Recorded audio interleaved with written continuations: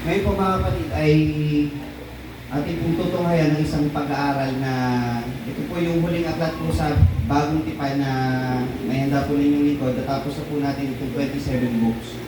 Na ito po yung pinakahuling aklat po sa bagong tipan. Susunod na po dito, puro lumang tipan naman, yung mga naiwan po natin.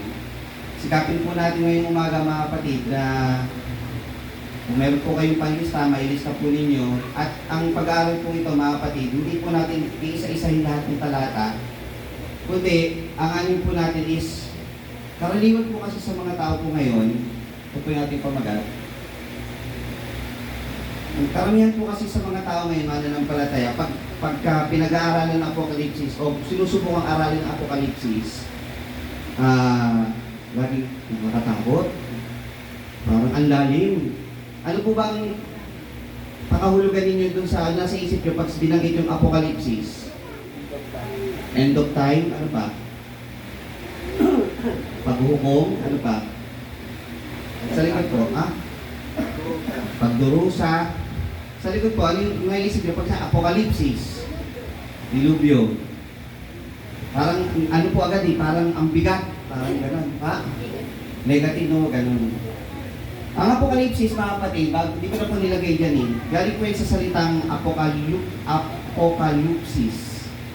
Apokalipsis. Ibig sabihin po niyan sa English, Revelation. Sa Tagalog, pahayag. Lupsis, Apokalipsis. Pag Apokalipsis, kapahayagan. O pagpapahayag.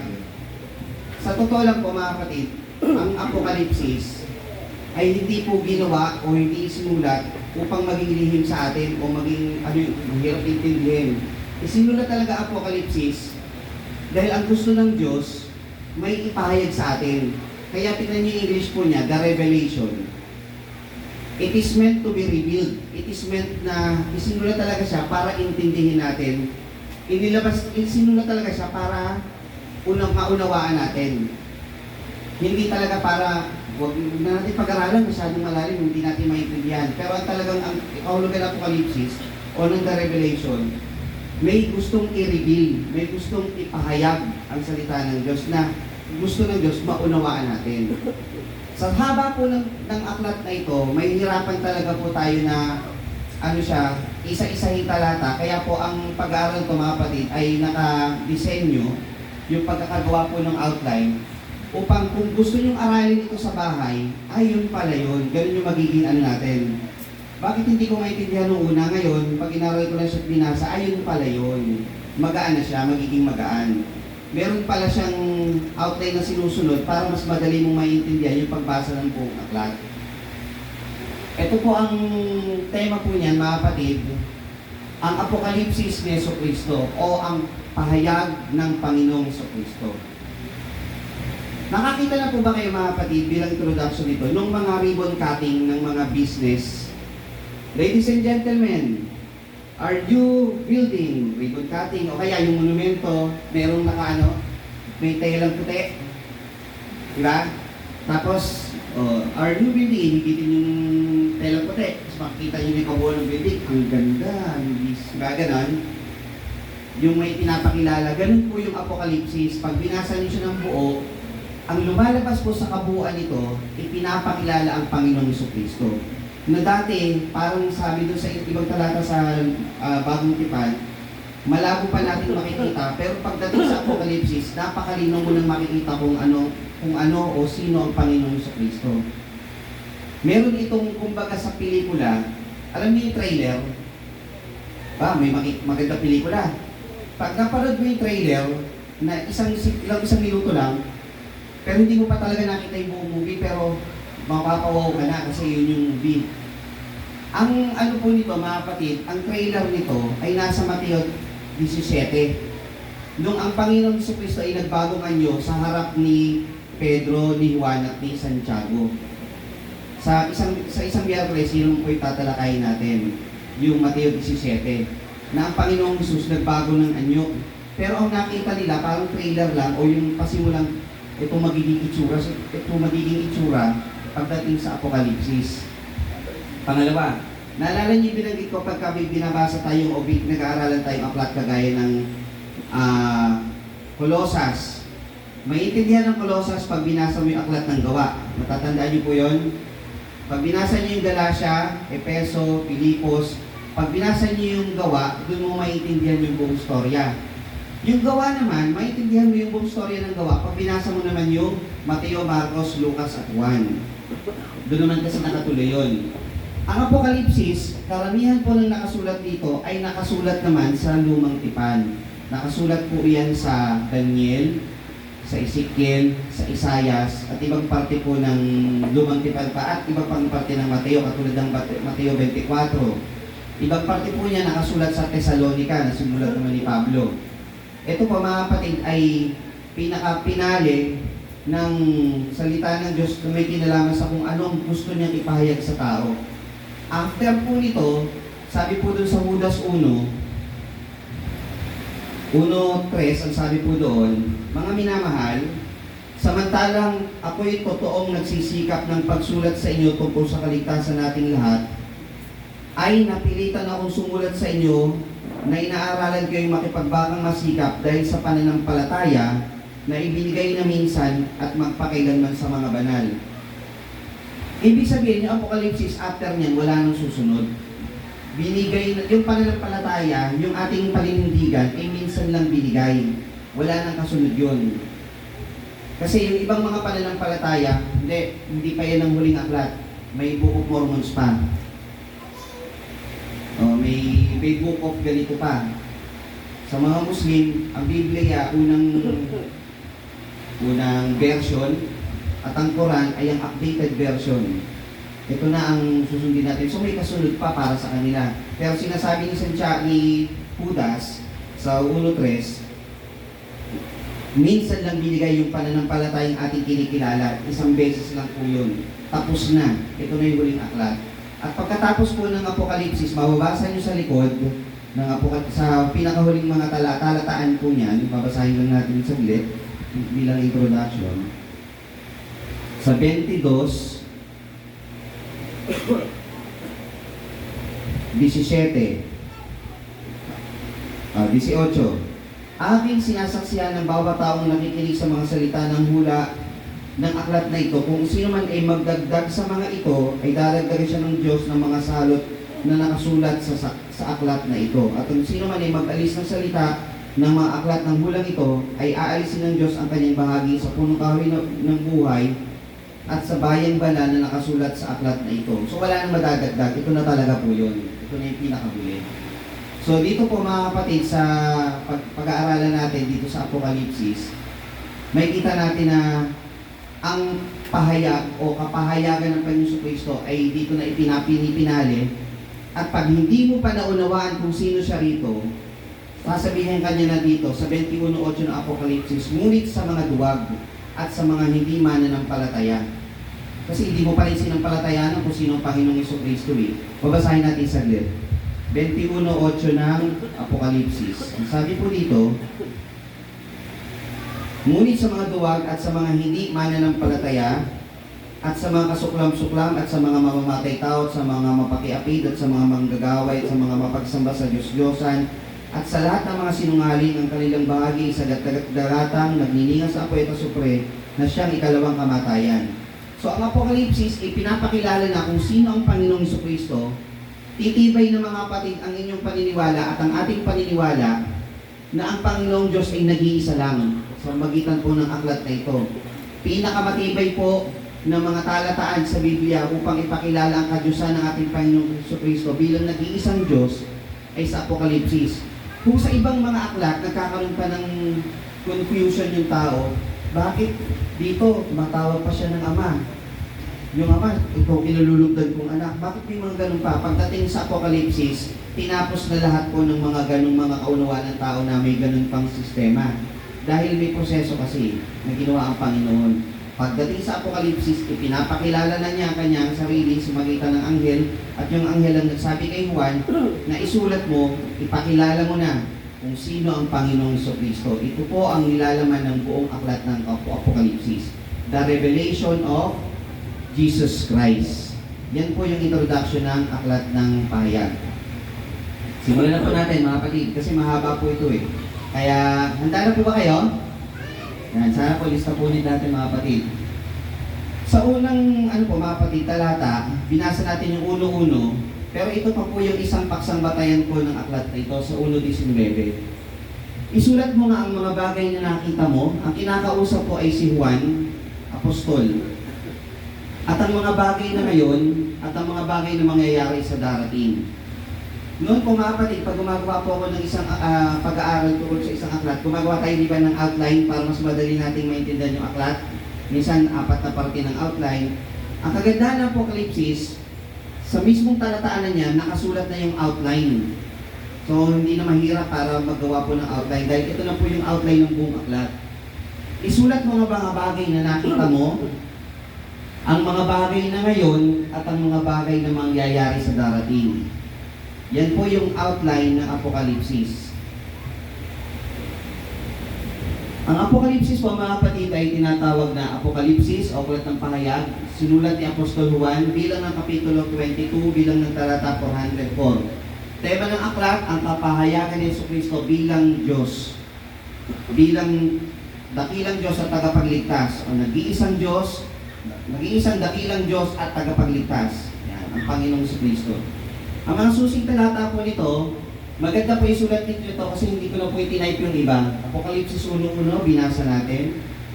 Apocalypse 1:17-18, basahin po muna natin saglit. Hindi ko na po tinipe yan eh.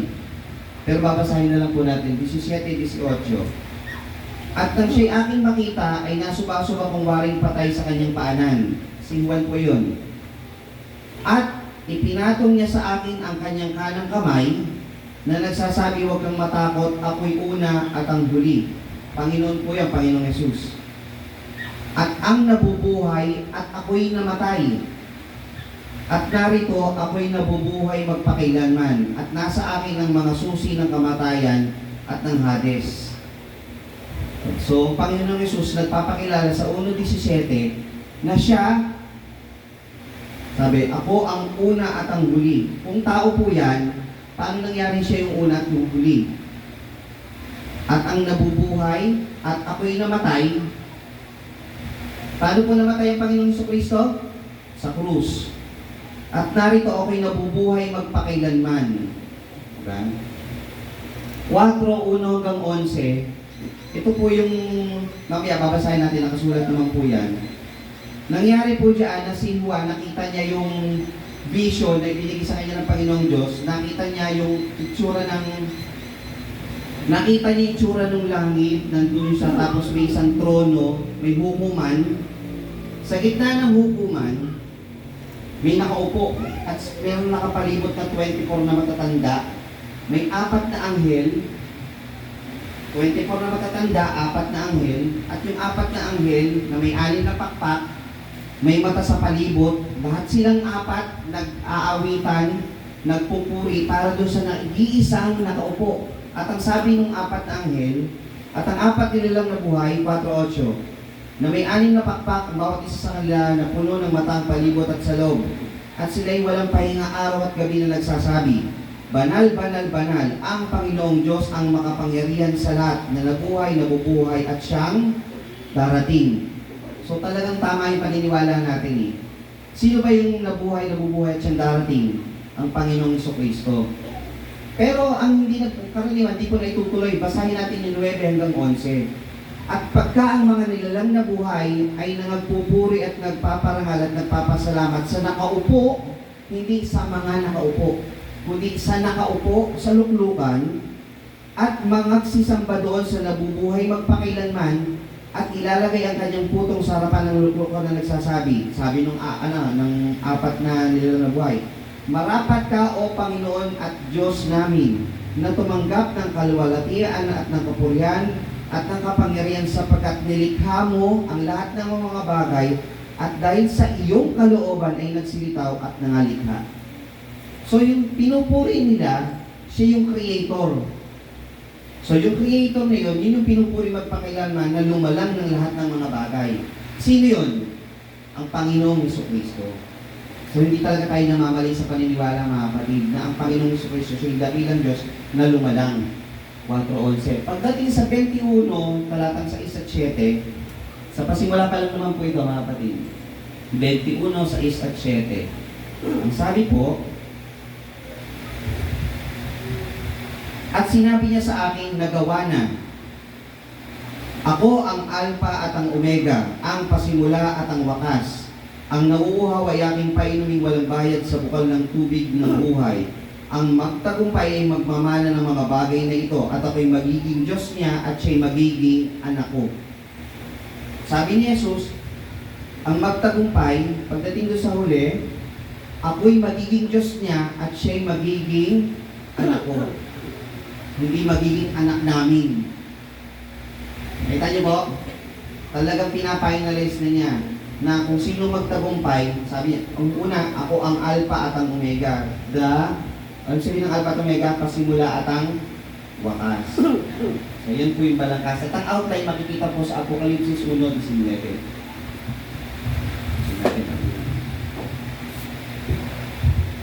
Sabi po dito, ang Apokalipsis ni Jesucristo na ibinigay ng Diyos sa kanya upang ipahayag sa kanyang mga alipin, ibinigay kay Juan. Sa makatwid ay ang bagay na nararapat mangyaring madali at kanyang ipinadala at pinansumagitan ng kanyang anghel sa kanyang alipin na si Juan. So ang sumulat si Juan.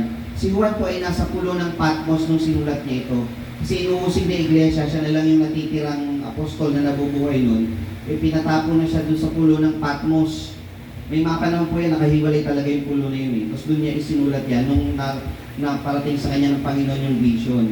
Napakapalad dito ni Juan kasi si Juan, bagaman nasaan yung tao siya, yung kanyang diwa, pinala kung saan na makikita niya yung itsura ng kalangitan. At isinulat niya.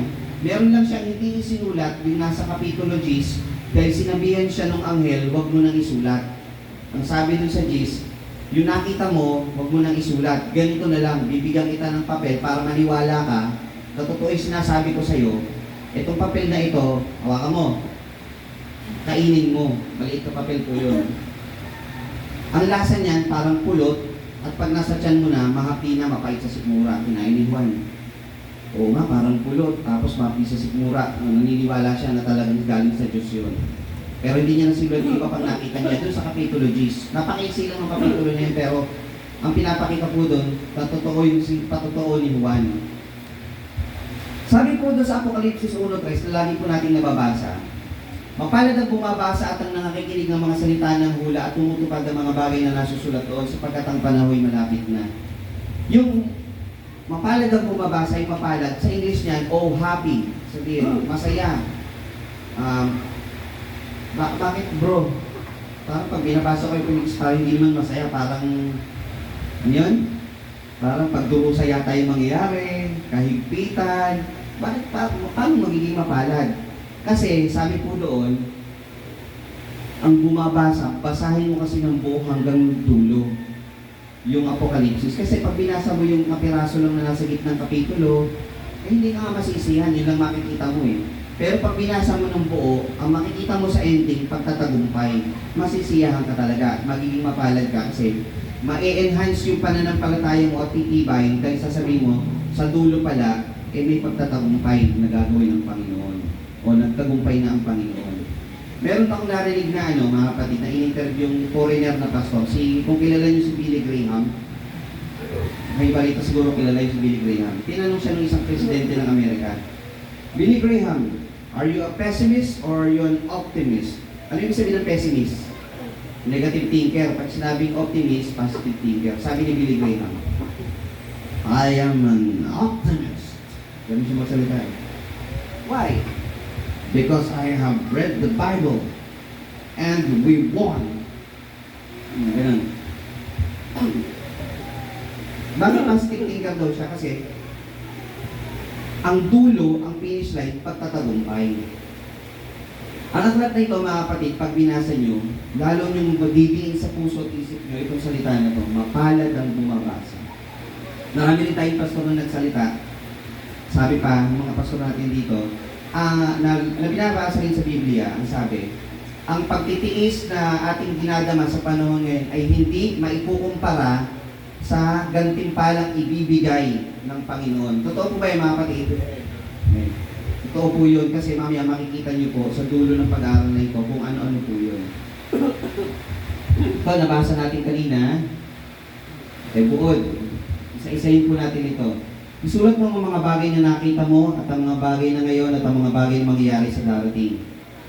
Ito po yung mga kapitulo na naka-separate po. Yung nakita mo, yun yung chapter 1. Ang mga bagay na ngayon, ito yung church era, panahon ng sangkakristyanuhan, kapitulo 2 at kapitulo 3, at ang mga bagay na mangyayari sa darating, kapitulo 4 hanggang kapitulo 22. Yan po yung outline ng aklat ng Apokalipsis. Kaya pag binasa nyo, kalagitnaan lang nung mula 4 hanggang 13, ang nakakatakot, may 10 sungay pa, may mga mangkok, mga ganon. So talagang nakakatakot. Pero pag binasa nyo naman siya ng buo, makikita nyo, talagang ipinapakilala lang dito kung sino ang Panginoong Jesucristo.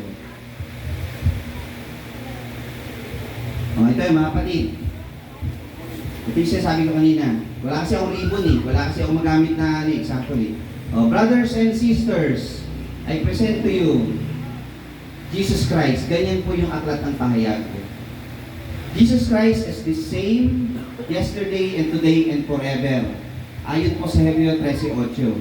Si Jesus Christ po, sabi niya, I'm the Alpha and the Omega, the beginning and the end, the first and the last. Ayan. 22:13. Siya po yung pinapakilala sa buong aklat ng Apokalipsis. Yan po yung kapitulo 1. Pag binasa niyo yung kapitulo 1, yan po yung nilalaman po nun. Kasi hindi na po natin mababasa lahat. Pero pag binasa niyo talaga ng buo, ipinapakilala talaga ng Panginoong Jesucristo. Siya yung nagpasimula. Siya rin yung magtatapos po nito, mga kapatid. Ang kagandahan po nito, mga kapatid, sa Apokalipsis, ang ginagawa ng ibang mga tagapagturo sa hindi po natin kapanalig, ang dami nilang mga aklat na ginagawang batayan para ipaliwanag yung mga symbolism na nandito. Pero tingnan niyo yung 1:20 ng Apokalipsis, ang hiwaga ng 7 bituin na iyong makita sa aking kanang kamay, kasi nakita si Juan pinutungan ng kanang kamay, nakita ni Juan may 7 bituin. At ang 7 kandelerong ginto, sabihin ng kandelerong ginto, yung lalagyan ng ilawan. Ano yun? Ano tawag sa ano? Lampstand. O, sa iba naman tawag to candlestick. Yung pinaglalagyan ng kandila, ilawan. 7 ilawan. Meron ng pakahulugan pong sarili ang Apokalipsis. Sabi dito, ang 7 bituin ay ang mga anghel ng 7 iglesia. At ang 7 kandelero o yung ilawan ay ang 7 iglesia. So yung 7 bituin, yun yung anghel na nakatutok sa 7 iglesia. Yung 7 ilawan ay yung 7 iglesia. So meron na rin naman sariling pagpapakahulugan po yung Apokalipsis. So hindi rin po tayo talagang mahihirapan po doon sa ano yun, nandiyan na rin po yung yung pag-symbolism, nandiyan na rin po yung pakahulugan niya. Hindi lang siguro natin ang pagtutuunan talaga ng pansin na basahin isa-isa, pero nandiyan din yung mga yung mga pakahulugan niya. Ito po yung 7 iglesia. May iglesia sa Pergamo, Tiatira, Sardis, Philadelphia, Laodicea, Smyrna at Efeso. Yung mga ibang iglesia kagaya ng Colosas, Roma, Pilipos, hindi na po naisulat. Itong ang pinokus na po dito. Hindi natin alam kung anong dahilan, pero kukunin na lang natin kung bakit sila ang nailagay. Kung bakit hindi inilagay yung Rome, iglesia sa Roma, iglesia sa Colosas. Yun naman yung Patmos, yung maliit na isla na yun. Nandun si Juan nung sinusulat niya ito. Eh, may iglesia sa Athens din eh. Di ba napunta doon si na Pablo? So yun po yung mapa na yan, yung Asia Minor. Hindi po yan Asia na kung saan nandun China, Pilipinas ha. Ang Asia Minor po niyan, yan yung modern day o mapa ng Turkey sa panahon ngayon. Itong 7 iglesia na po nito, na nasa Kapitulo 2 at Kapitulo 3, ay aralin po natin kung ano ang ipinahatid sa 7 iglesia na nasa aklat ng pahayag. Para madali po natin maintindihan kung anong sinusulat ng aklat na ito doon sa 7 iglesia, bigyan natin ng outline ang 7 iglesia na to. Ang outline po nun, sa bawat iglesia na binanggit, binabanggit po doon una ano ang conflict sa iglesia na nasa Efeso. Pagkatapos ng conflict, binabanggit naman ano ang promise doon sa iglesia na nandoon. So sa Pergamo, ano ang conflict doon, ano din ang promise sa kanila. Ganun po yung sequence. After a conflict, pinapaliwanag yung promise. Sample, ito na po number 1. Efeso, ang conflict niyan ay nasa Kapitulo 2:6. Ang sabi po sa 2:6, ngunit sa iyo, nasa iyo na iyong kinaputo at Dos pala. Nalalaman ko ang iyong mga gawa. Sabi ng Panginoong Yesus sa mga taga-Epeso. At ang iyong pagpapagal at pagtitiis, hindi mo matiis ang masasamang tao at sinubok mo ang mga nagpapanggap na apostol at sila'y gayon at nasumpungan mo na pawang bulaan. At may pagtitiis ka at pagpupata dahil sa aking pangalan at hindi ka napagod. Ngunit mayroon akong laban sa iyo, yung iniwan ang iyong unang pag-ibig. So, sinabi ng Panginoong Yesus sa mga taga-Epeso, meron akong laban sa iyo, sabi sa Epeso, iniwan mo ang iyong unang pag-ibig. Kumbaga, yung init ng pananampalataya nila nung una silang nakaanib, hindi na ganun. Pero pinayuhan siya rito at ang payo sa kanila, pag nasunod mo ito naman ang pangako sa 2.7. Sabi dun sa 2.7, ang may makinig sa sinasabi ng Espiritu sa mga iglesia, ang magtagumpay ay siya kung pakakanin ng punong kahoy ng buhay na nasa paraiso ng Diyos. Yan yung pangako na iniwan sa mga taga-Epeso. Number 2, Smyrna. Ang conflict po niyan ay nasa 2.9. Ang sabi, nalalaman ko ang iyong kapighatian at ang iyong kadukhaan. Datapat ikaw ay mayaman at ang pamumusong ng mga nagsasabing sila'y mga Hudyo ay hindi sila gayon, kundi isang sinagoga ni Satanas. Sa Smyrna, may mga nagpapanggap doon na merong taga-Smyrna na nasusumpong namumusong. So may pagpapayo ang Diyos para sa kabuuan, at pag nagawa nila yon, ang pangako ay nandito naman sa 2:10 at 11. Ang sabi doon, huwag mong katakutan ang mga bagay na malapit ng tiisin. Narito malapit ng ilagay ng diablo ang ilan sa inyo sa bilangguan upang kayo masubok at magkaroon kayo ng kapagyatiang 10 araw. Magtapat ka hanggang sa kamatayan at bibigyan kita ng putong ng buhay. Ang may pakinig ay makinig kasi sinasabi ng Espiritu sa mga iglesia, ang magtagumpay ay hindi parurusahan ng ikalawang kamatayan. Yun yung pangalawang pangako on the side of church. So, unang pangako ang sabi, ang magtagumpay pakakain sa punong kahoy ng buhay. Ang pangalawang pangako, hindi parurusahan sa ikalawang kamatayan. Pangatlong iglesia, Pergamo. Ang conflict nasa 2:14 hanggang 15. 15 po yan. 14-15.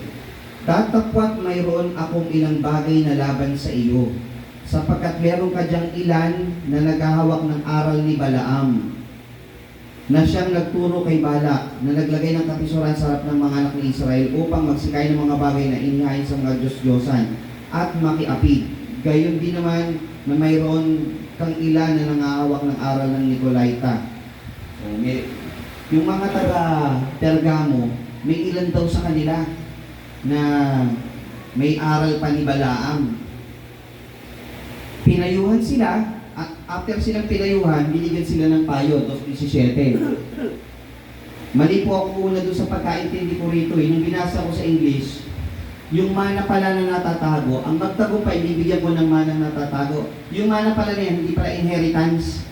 Yung mana pala na yan, mana. Di ba may pugo at mana? Pagkain pala yun. Mana, hindi mana. Mana. Di ba may pugo at mana, yung ginagamit na pagkain?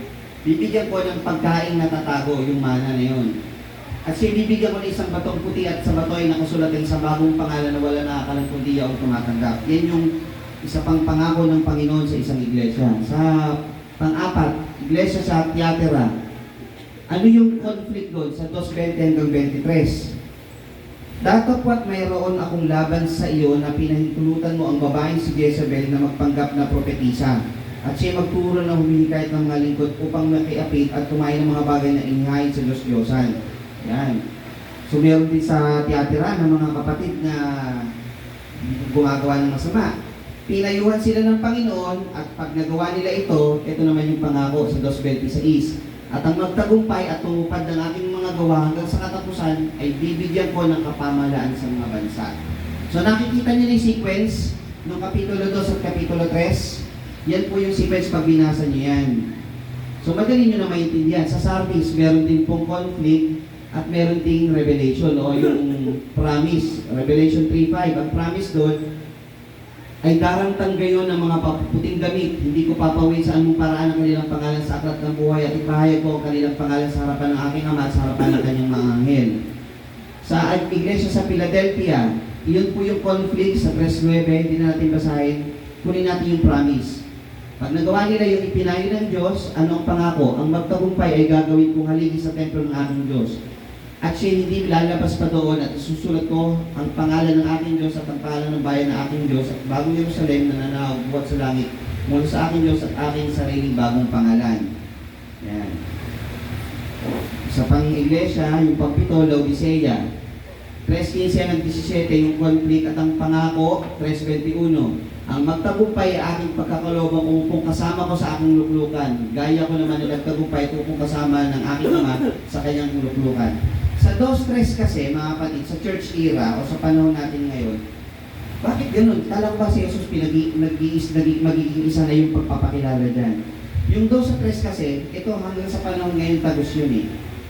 Tayo ba mga kapatid, naniniwala itong lokal natin o iba't ibang lokal pa, perfecto na talaga o meron pa talagang mga dapat pang linisin? Dapat pang ayusin. Kagaya rin tayo nila.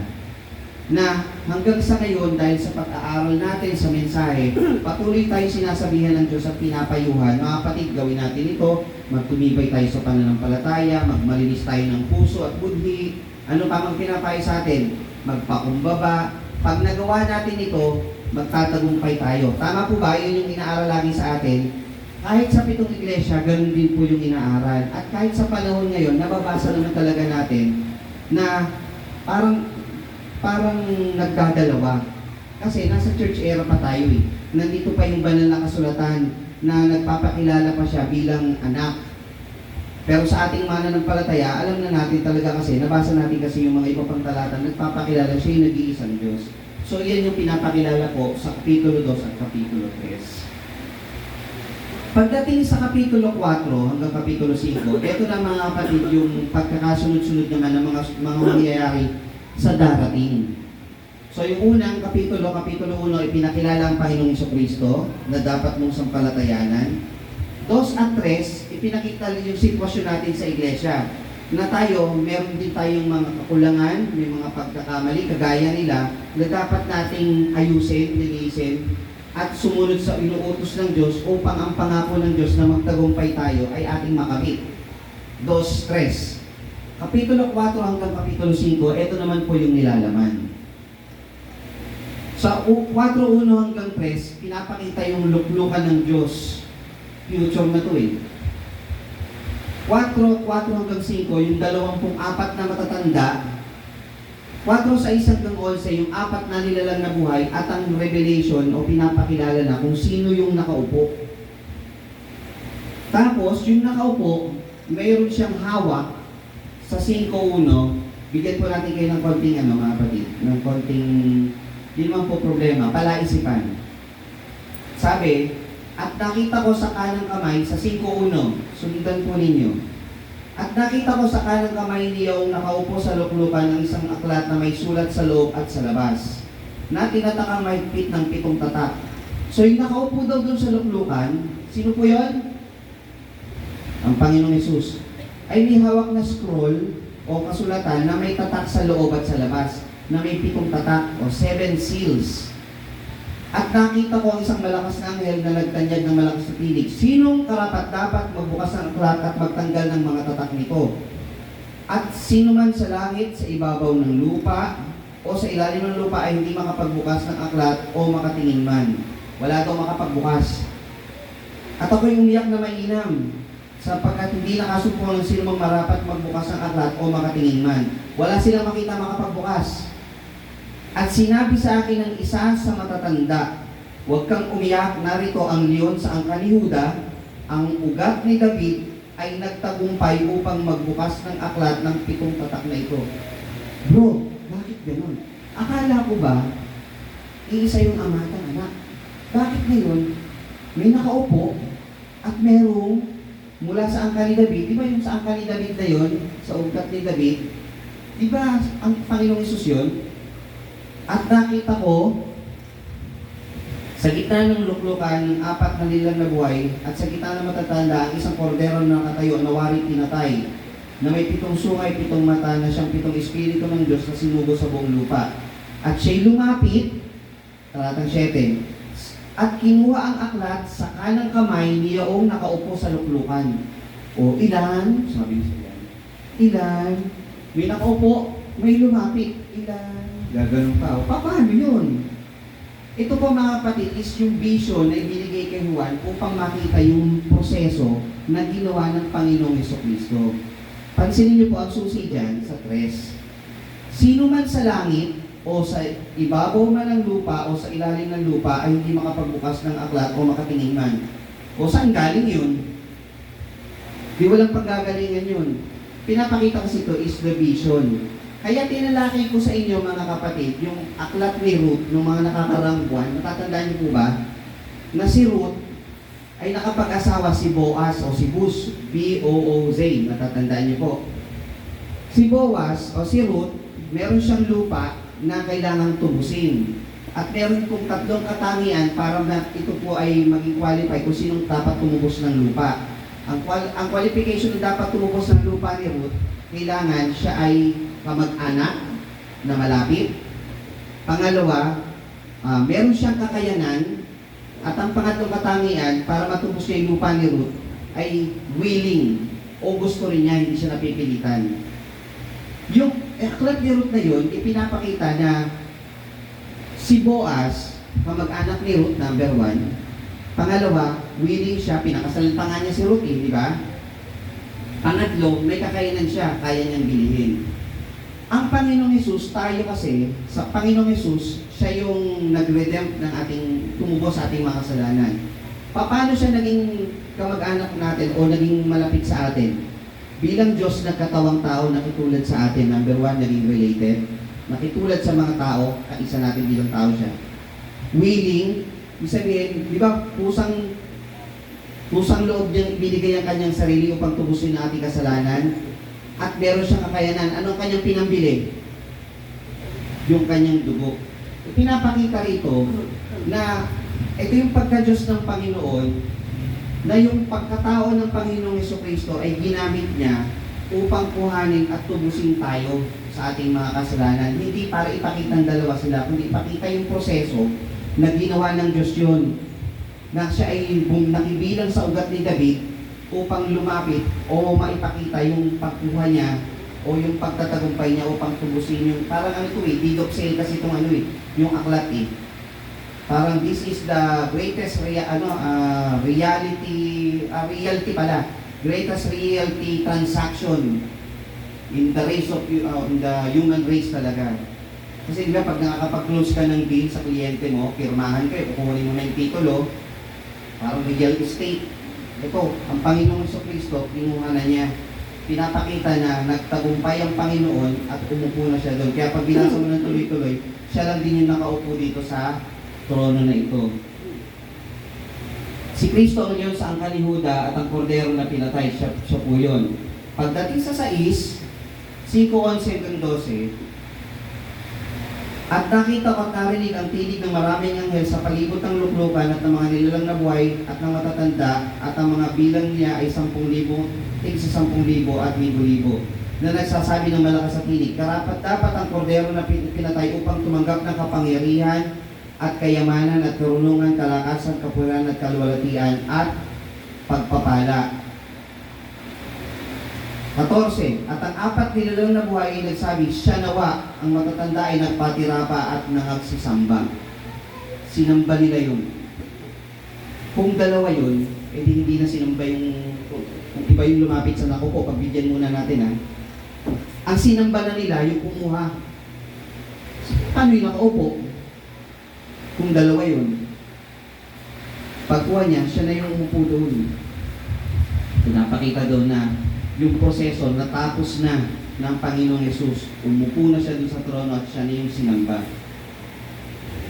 Pagdating sa ayan 13-14, pagsamba sa tagapagligtas at Diyos ng lahat. So pinakita sa Kapitulo 5, sa huling talata ng Kapitulo 5, sinamba na yung nakaupo, yung nag-iisang nakaupo na Diyos sa tagapagligtas. So ito po kasi ginagamit ko itong talataan nito ng iba na pinapakita dalawa. Pero pinapakita doon yung prosesong pagkakatawang tao ng Panginoong Jesucristo hanggang sa makabalik siya sa kinalalagyan niya ng una. Di ba yung may talata na gano'n sa Bagong Tipan na siya'y nakabalik sa kinalalagyan niya noong una. Kapitulo 6 hanggang Kapitulo 8. Meron po mga kapatid yung 7 tatak at ang 7 tatak na ito, nakakita na ba kayo ng manika ng incheck mga kapatid? Yung pag binuksan mo, ito yung manika, pag binuksan mo, ay manika ulit. Pag binuksan mo, lumiliit ulit, may manika na naman. Nakita na kayo nun? Pag ganyan yung korte nun ganyan. Pag binuksan yung manika, may manika na naman sa loob. Parang ganun po yung tatak na ito.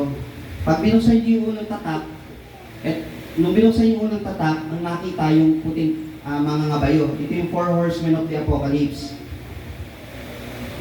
Basa tayo ng talata muna, introduction. Kasi hindi na po natin sinulat lahat eh. At nakita ko nang buksan ng kordero ang isa sa 7 tatak. Kasi mga kapatid, yung papel o yung scroll, di ba may 7 selyo o 7 tatak. Tinanggal niya yung isang tatak. Pagbukas niya, lumabas yung isang kabayong maputi sa 6'2". Nung binuksan niyo yung ikalawang tatak o ikalawang selyo, lumabas naman yung kabayong mapula. May ano rin po yan, hindi natin isa-isay po kung ano nilalaman yan. Pang-Miyerkules po yan kasi para ma-excite kayo na pag tinlaki natin nilalaman ng mga yan, ano kaya yun? Attend po ako ng Miyerkules. Tama po ba mga kasamahan, mga ngaral, mga officers natin, Pastor Diacono? Tama po ba para ma-excite? Hindi po natin. Gusto nyo malaman mga kapatid kung ano yung ibig sabihin ng apat na mga ngabayo o 4 na kabayo? O, attend kayo ng Miyerkules. Pag dumating yung panahon ng Bible study, papakita natin yan. Nung pangatlong tatak, itim na kabayo, at yung pang-4 na tatak, kabayong maputla. Nung yung ikalimang tatak, ang binuksan, merong mga kaluluwa sa ilalim ng altar. Natalakay po ito ng Pastor Larry nung nakakaraan pa. Patanda po ninyo. Nung ika-6 na tatak binuksan, yun yung malaking lindol. Na sa panahon natin ngayon, pinangalanan nila yan. The Big One. Nakikita niyo sa TV yan? The Big One. Kahit po sa Israel, may malaking fault line doon. Mas malaki pa sa Marikina. Fault line. Iniisip din nila, ito rin yun, yung malaking lindol na yun.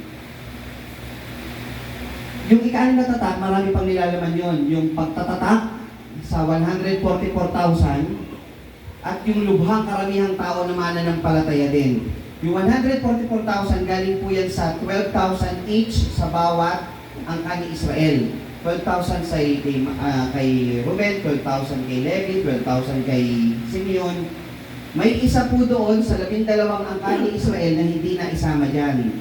Gusto niyo pong malaman kung sino? Meron pong isa. Ay, dalawa pala. Dalawa po doon sa angka ni Israel, sa 12 lipi ni Israel, hindi po nasama dyan, dalawa yun. Bibigyan ko ng isa muna, si Dina. Yung babae, hindi sinama, syempre. Pero may isa po dyan, hindi sinama. At merong isa na hindi kasama sa 12 angkan, na isinama sa pang-12 dyan sa 144,000. Kung gusto nyo malaman, Miyerkules po ninyo malalaman yan. Hindi po ngayon. Para ma-excite kayo, ano kaya yun? Bakit ganun? May hindi nakasama. Yung lubhang karaming tao, ito naman yung mga galing sa iba't ibang pulo, mga kapatid. Natatanungin ko po kayo, mga kapatid. Dito sa 7:9 hanggang 17. Yung lubhang maraming tao na di mabilang ni numan. Sino sa inyo, mga kapatid, gustong makalapit doon sa lubhang maraming tao na yun na sasalubong sa Panginoon? Sino gusto, mga kapatid? Amen. Sabi, magtulibay kayong panghawakan ng turo ng Panginoon. Mahirap na iwan. At ang pang-7 tatak binuksan, nagkaroon naman ng katahimikan sa langit na siyang introduction ng susunod na mga talataan. Yung pagbukas, di ba sabi sa inyo, yung pagbinuksan, yung pang-7 tatak nung binuksan, lumabas naman doon yung 7 trompeta. Marami pa palang laman. Yung 7 trompeta, yan, 1 to 7, yung unang trompeta, garaniso at apoy, ito naman mga kapatid. So ganito yung sequence. Pinakilala ang Panginoon, sinabihan yung mga iglesia para magtagumpay ito pangako. Pinakilala ang dakilang Diyos at tagapagligtas. Yung dakilang Diyos at tagapagligtas sa Panginoon Jesucristo, binuksan yung 7 tatak. Tapos pinakilala na yung 144,000 at yung lubhang karamihan. Kinuha na, di ba? Yung mga hindi nakuha, ito naman yung sasapitin. Nakuha niyo po? Para pag binasa niyo yung aklat, hindi kayo, bakit ganun? Ito kaya pala. Kaya hindi kayo dapat matakot. Kasi, pag binasa niyo yung aklat, kasi nakalakit na kayo dun sa lubhang karamihan eh. Ito namang mga susunod na mga parang nakakatakot na parte, isa mga hindi nakalakip sa unang pagkuha ng Panginoon. Nung binuksan yung unang trumpeta o yung hatol ng Diyos, granizo at apoy na may halong dugo. Ikalawang trumpeta, bundok na inihagi sa dagat. Ikatlong trumpeta, yung between, isang kapangyarihan sa langit, ibinagsak sa lupa. Hindi mismong katulad ng sun.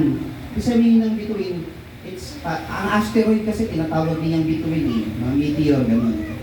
May pangalang Agenho sa English wormwood, pinapait niya yung tubig. Sa buong mundo, wala kayong maiinuman. Uhaw. Kahit anong tubig wala kayong maiinom. So talagang parusa ang abutin ng tao. Ika-4 na trumpeta, ikatlo ng araw, third part of the sun, the moon, ay saka yung mga bituin tinamaan din. Ika-5 trumpeta o yung pakakak. Ang salot ng mga balang. Yung mga balang na to, mga kapatid, pag binasa nyo, yung mukha niya parang may leon. Yung balang, di ba tipaklong yun? May buntot na parang scorpion, tapos nangangain ng laman. So pinakalat yan sa buong mundo para yung mga tao, parang mga pirana yan, kakainin lahat ng mga hindi makakalapit na kakasamahin ng Diyos. So pinupuksa talaga nito yung mga hindi naging mananampalataya.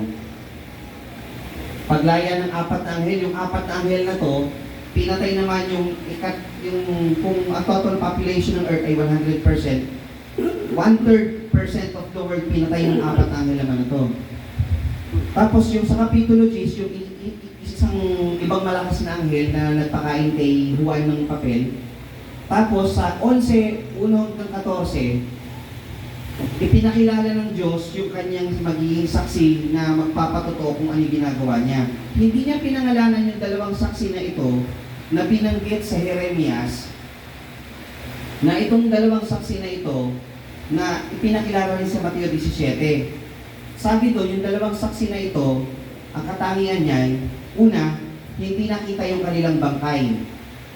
Yung una. Pangalawang katangian ng 2 saksi na magpapatotoo sa Diyos na ito, yung isa sa kanila may kapangyarihang gawing dugo ang tubig. May idea na kayo.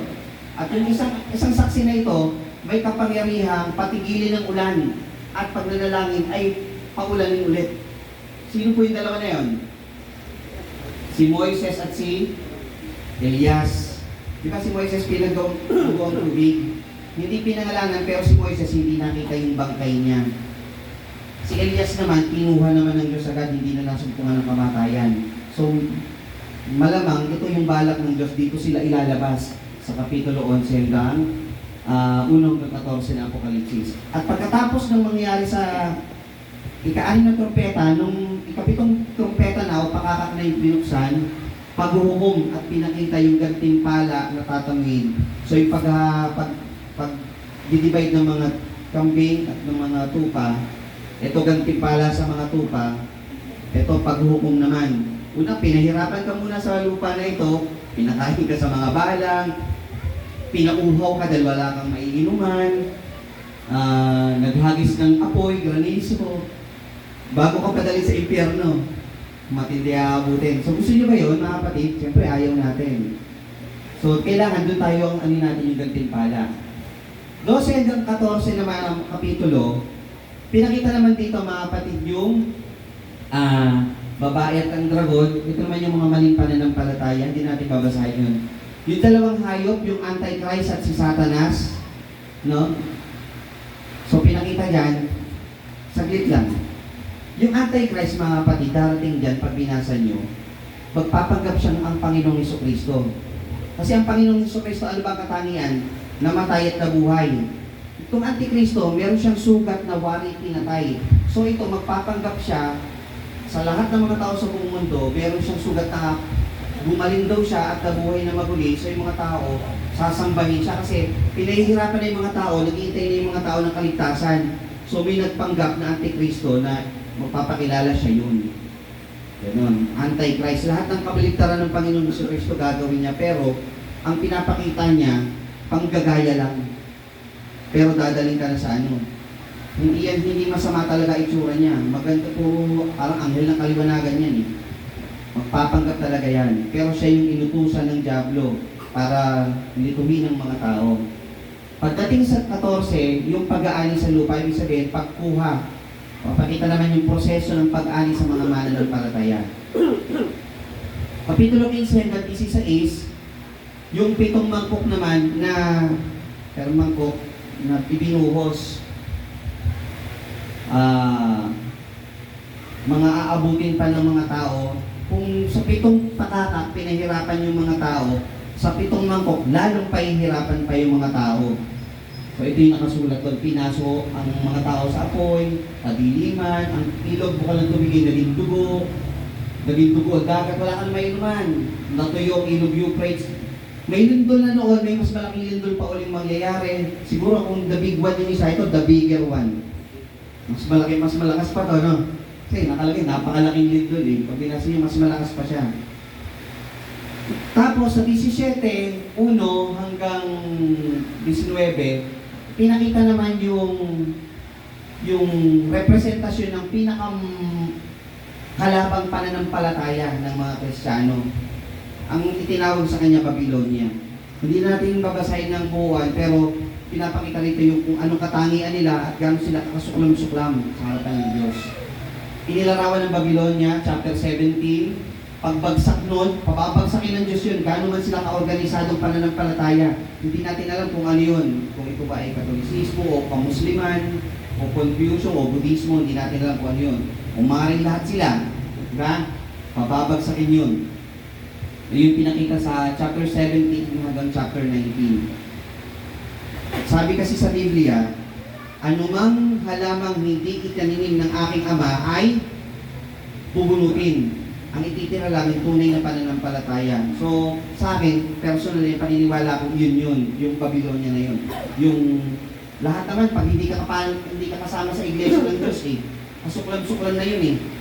Bakit po? Hindi mo sinusunod ang Diyos eh. Paano magiging karapat-dapat ka sa Kanya? Ano gagawin sa iyo? Pagpapalain? O pababagsakin ka ng Diyos? Diba? Alaga naman may bigyan ng consideration. Eh sabi, isa lang yung katawang iniligtas, di ba? Ang Diyos, ang iniligtas niya ay Kanya lamang iglesia. So kailangan makaanib ka dun sa tunay na katawan na Kanyang iniligtas. Ito na po yung pagtatapos ng mga kapitulo. Sa chapter 19, verse 6 to 10, ito na yung, di ba, yung 144,000 at lubhang karamihan, binigyan na siya ng pagsalalarawan ng isang babaeng nangahanda upang pakasalan ng kordero, which is yung iglesia. Sa chapter 19, 11 to 21, yung pagparito ng Panginoong Jesucristo, sino may kabisado ng Tito 2:13? Taas ang kamay. Nahintayin niyong mapalad na pag-asa at pagpapakita ng ating dakilang Diyos at tagapagligtas na sino? Ang tanong, sino iniintay niyo? Ang pagparito ng dakilang Diyos at tagapagligtas sa ating Panginoon Jesucristo. Tapos yung 1,000 years, sunod-sunod po yung talata niyan. Tapos, parusahan si Satanas. Tapos, yung Great White Throne of Judgment, yung paghukom na sa mga makasalanan. Pagdating doon sa 21, ito na yung pampinaling pagbibigay sa inyo ng lalong lakas ng loob at kasiyahan. May bagong langit, bagong lupa at ang bagong Jerusalem sa Kapitulo 21. At ang conclusion benediction sa Kapitulo 22, talatang 6 at hanggang 21. Ilustrasyon, mga kapatid. Mapalad ang bumabasa at nakikinig ng mga salita na hula at tumutupad ng mga bagay na nasulat doon sapagkat ang panahon ay malapit na. Pinapakita sa atin ang Apokalipsis, magiging mapalad tayo kung patuloy natin itong babasahin. Pag hindi nyo binabasa, magiging mapalad po ba kayo? Hindi. Gusto nyo maging mapalad? Basahin po natin, mga kapatid, yung salita ng Diyos. At makinig tayo at tumupad. Hindi lang basta basahin, basta dapat tumupad. Ngayon, tingnan nyo po ito. Ito yung itsura ng Jerusalem sa ngayon. May border, may ano, yan po yung syudad ng Jerusalem. City of Jerusalem. Luma. Sabi po mo doon at nakita ko isang bagong langit at isang bagong lupa sapagkat ang unang langit at ang unang lupa ay naparang, wala na yan. Hindi ko na mapicture yung buong mundo, Jerusalem na lang pinicture ko, no? Hindi ko na mapicture yung buong kupang eh. Baka magtampo malanday. So Jerusalem na lang para fair. Sabi ko dito, naparang na yung lahat. At nakita ni Juan, nakita ko ang bayang banal, ang bagong Jerusalem na nanaog mula sa langit, buhat sa Diyos na handang gaya ng isang babaeng kasintahan na gagayaan talaga ng kanyang asawa. Skip ng talata, pagdating doon sa kasunod na talata, at ang pagkatayo ng bayan ay parisukat. At ang kanyang haba ay gaya ng kanyang luwang, at ang sukat niya ng tambo ng bayan ay 12,000 estadyo, ang haba ng luwang at ang taas ito ay magkakasukat. Merong mga nagsukat niya yung estadyo, forlong. Yung forlong, merong po equivalent yan sa milya o sa kilometro. Ang lumalabas yan, mas maliit ng konti sa buwan. Per square cube. Naghanap po ako ng ayon po sa Biblia, yung pinakamalapit na pagsalalarawan, parang ganito. Yan yung pinakamalapit na kasi iba masyadong maraming detalye eh. Pero pag binasa mo, talagang square cube na lantarang ginto. Tapos, ang katawan daw natin, mga kapatid, ay magkakaroon ng kakayanan na makapunta sa kahit sa anong parte nito. Sarap, mga kapatid. Ang wala lang dito, ayon sa Apokalipsis, walang dagat, pero may ilog. Walang dagat, so walang makapag-surfing. Walang makapag-beach, pero may ilog, kasi iinuman mo para hindi ka na mauhaw. Tapos, sa haba niyan, ang lumalabas sa isang tao, meron kang 7 hektarya para sa iyo. Parang ganun yung laki niya. So sa ganun karaming tao na maliligtas, ang laki ng lupain mo. Tapos makakapaglakbay ka kung saan-saan. Kasi ang katawang ibibigay sa'yo, walang kasiraan, hindi na ito. Ini-excite ko kayo mga kapatid sa pagitan ng pagliligtas na gagawin ng Panginoon para ang tignan natin yung mga bagay na hinaharap, ang makikita natin mga kapatid, gugunawin itong mundo, tayo, makikita natin ang lupa, ginajudge ng Panginoon, tapos tayo nakatingin, salamat Lord, dinigtas mo kami. Wala kami dun. Maka-imagine nyo mga kapatid, yan yung aklat ng Apokalipsis. Para ibigay sa atin yung isang synopsis ng mga bagay na mangyayari sa hinaharap, para ang gawin natin, Lord, sige po, susunod ako sa iyo, gusto kong makarating doon. Yan yung aklat ng Apokalipsis. At sa Apokalipsis na ito, mga kapatid, sabi dito sa talata, at ipinakita niya sa akin ang isang ilog ng tubig na buhay na maninling na gaya ng bubog na lumalabas sa luklukan ng Diyos at ng Kordero. Sa gitna na ng sayang yaon at sa dako rito ng ilog at sa ibayo nito na naroon ng punong kahoy ng buhay na namumunga na 12 iba't ibang bunga at namumunga sa bawat buwan at sa mga dahon ng punong kahoy ay nagpampagaling ng mga bansa. At hindi na magkakaroon pa ng sumpa at ang luklukan ng Diyos at ng Kordero ay naroon at siya'y paglilingkuran ng kanyang mga alipin at makikita nila ang kanyang muka at ang kanyang pangalan ay sa kanilang mga noo. At ang kanyang pangalan, hindi kanilang pangalan. Yung pangalan ng Diyos, ang kanyang pangalan ay sa noo daw natin. Makikita natin yung magiging tunay na pangalan ng Diyos. Sa yung Panginoong Hesus, pangalan niya sa pagiging tao. Bilang Diyos, kinikilala natin siya bilang Jesucristo. Diyos na tagapagligtas. So, ito ibinigay sa atin na para tayo maligtas. Pero yung magiging pangalan ng Diyos doon natin malalaman. Dahil pa dito, at hindi na magkakaroon pa ng gabi at sila hindi mangangailangan ng liwanag ng ilawan, hindi liwanag man ng araw sapagkat niliwanagin sila ng Panginoong Diyos. At sila'y maghaharing magpakailan-kailanman. At sinabi niya sa akin na ang mga salitang ito ay tapat at tunay.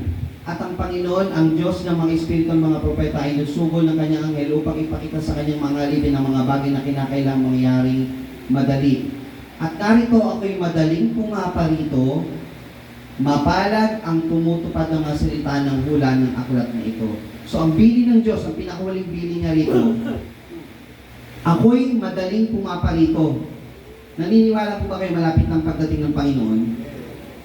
Malapit ng kanyang pagparito, at ang bili niya, mapalad ang tumutupad ng mga salita ng hula ng aklat na ito. Yun pa rin ang bili niya. Sa simula ng Apokalipsis 1:3, mapalad ang bumabasa hanggang sa ending ng Kapitulo 22, mapalad pa rin ang tumutupad. Gusto niya maging mapalad tayo. Yun pa rin ang gusto niya, na makasama tayo. Kaya naman, narito ako'y madaling pumaparito at aking gantimpala ay nasa akin upang bigyan ng kagantihan ng bawat isa ayon sa kanyang gawa. Ako ang Alpha at ang Omega at ang una at ang huli, ang pasimula at ang wakas. Mapapalad ang naghuhugas ang kanilang damit upang sila magkaroon ng karapatan sa punong kahoy ng buhay at makapasok sa bayan sa magitan ng mga pintuan. So pinapakita ng Diyos kung ano ang tatanguhin mo pag ikaw ay nagtiyaga sa kanyang pagtatama. Ang sumasakit sa mga bagay na ito ay nagsasabi, "O ako'y madaling pumaparito, siya nawa, pumarito ka, Panginoong Jesus." Pinangalanan ng mga kapatid. The revelation of Jesus Christ. Sa Kapitulo 22 sa mga huling talata, mga kapatid. Sino yung iniintay na pumarito?